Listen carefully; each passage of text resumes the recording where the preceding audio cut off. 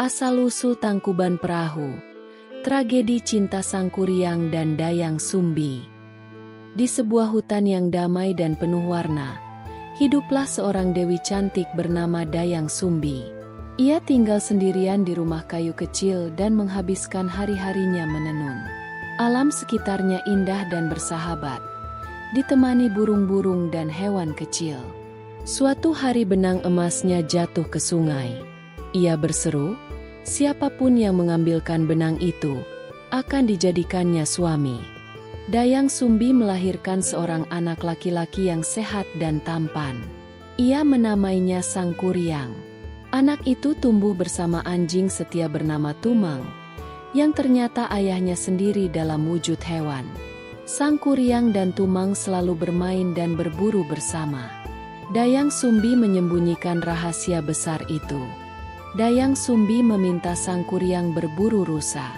Ia ingin memasak daging rusa kesukaannya. Sangkuriang mengajak Tumang dan masuk ke hutan lebat. Namun hingga sore hari, mereka tak menemukan hewan buruan. Sangkuriang mulai panik dan ingin membuktikan dirinya. Tak tahan malu, Sangkuriang memanah Tumang. Sangkuriang mengira ibunya tak akan tahu. Ia membawa pulang dagingnya, mengaku itu daging rusa. Namun Dayang Sumbi merasa ada yang aneh karena tidak melihat Tumang. Saat tahu kebenarannya, ia murka dan memukul kepala Sangkuriang hingga berdarah. Hati Sangkuriang hancur. Ia merasa tidak dicintai oleh ibunya. Dengan luka di kepala dan hati, ia pergi meninggalkan rumah. Ia bertekad mengembara dan menjadi manusia terkuat. Tanpa tahu, Sangkuriang akan bertemu ibunya kembali dalam takdir yang membingungkan. Setelah bertahun-tahun mengembara, Sangkuriang kembali ke kampung halamannya. Ia melihat seorang wanita cantik menenun di pinggir hutan. Wanita itu adalah Dayang Sumbi, yang tidak menua karena kesaktian dewata. Keduanya tidak saling mengenali.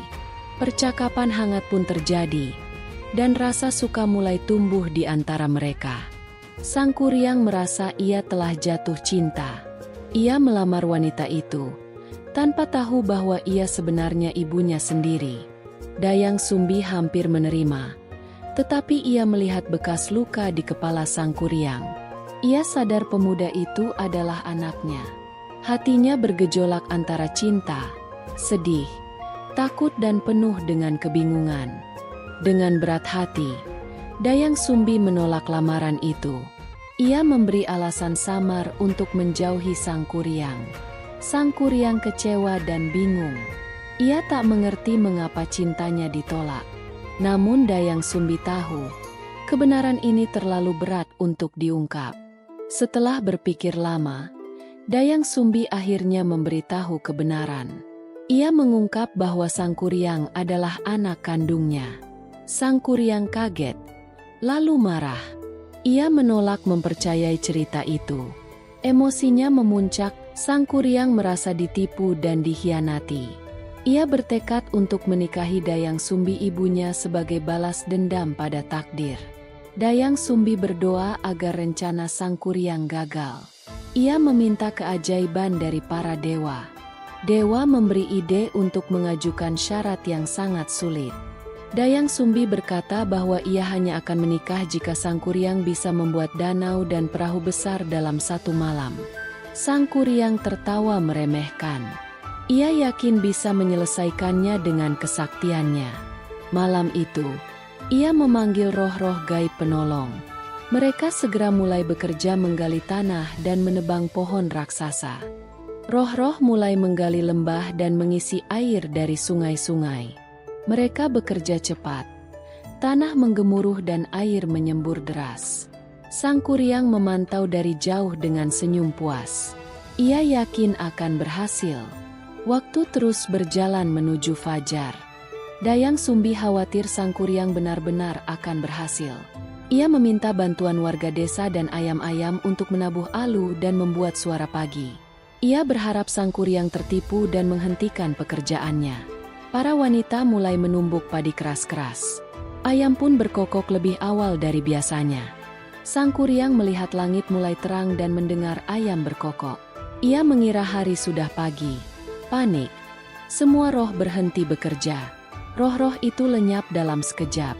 Danau belum sepenuhnya jadi, dan perahu masih terbalik di tanah. Menyadari ia telah ditipu, Sang Kuryang marah besar. Ia menendang perahu raksasa itu dengan kekuatan dahsyat.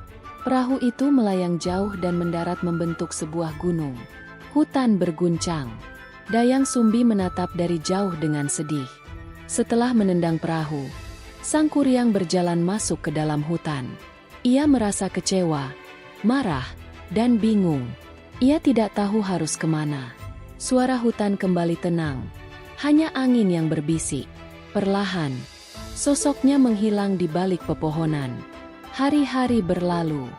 Dayang Sumbi kembali menjalani hidupnya seperti dulu. Ia duduk di beranda rumah, menenun sambil menatap langit. Raut wajahnya damai meski menyimpan duka. Di sekelilingnya, alam mulai tumbuh kembali. Perahu raksasa yang ditendang Sang Kuryang kini menjadi gunung. Penduduk desa menyebutnya Gunung Tangkuban Perahu. Artinya, perahu terbalik. Gunung itu menjulang tinggi dengan bentuk yang unik. Anak-anak sering bertanya kisah di baliknya. Gunung itu menjadi simbol cinta dan murka. Anak-anak desa berkumpul di sekitar Dayang Sumbi. Mereka bertanya, "Bibi, bagaimana cerita gunung itu bisa ada?" Dayang Sumbi tersenyum lembut. Ia menghela napas dan mulai bercerita. Suaranya pelan namun dalam. Dengan suara lembut, Dayang Sumbi menceritakan kisah cintanya dan anaknya. Anak-anak terdiam, terhanyut oleh cerita. Mereka mendengarkan sampai akhir. Matanya tak berkedip. Dayang Sumbi menekankan pentingnya jujur dan memahami takdir. Kisah itu akan mereka teruskan ke generasi berikutnya. Anak-anak mengangguk perlahan.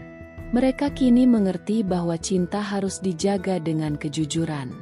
Dayang Sumbi memeluk salah satu dari mereka dengan lembut. Senyum bahagia terlihat di wajahnya. Hati yang berat kini terasa ringan. Hutan tempat Sang Kuryang pergi kini sunyi dan damai. Burung-burung berkicau lembut. Sungai kecil mengalir tenang. Alam sudah melupakan amarah itu. Tapi kenangan tetap abadi di pepohonan. Di puncak gunung, siluet Sang Kuryang berdiri memandangi langit. Ia tampak lebih tenang. Entah apa yang dipikirkannya. Tapi langkahnya telah berhenti. Ia kini hanya bagian dari legenda. Bunga liar bermekaran di kaki gunung. Warna-warni menyala cerah seperti harapan baru. Alam menyambut hari baru dengan sukacita.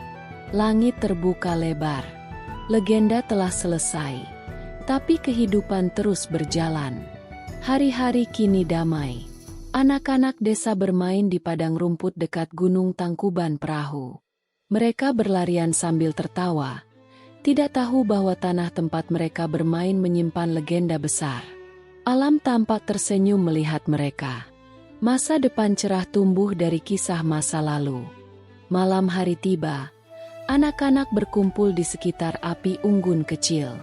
Seorang kakek desa mulai bercerita tentang kisah Sang Kuryang dan Dayang Sumbi. Suaranya pelan dan dalam, penuh makna. Anak-anak mendengarkan dengan mata berbinar. Dongeng itu terus hidup, diturunkan dari generasi ke generasi.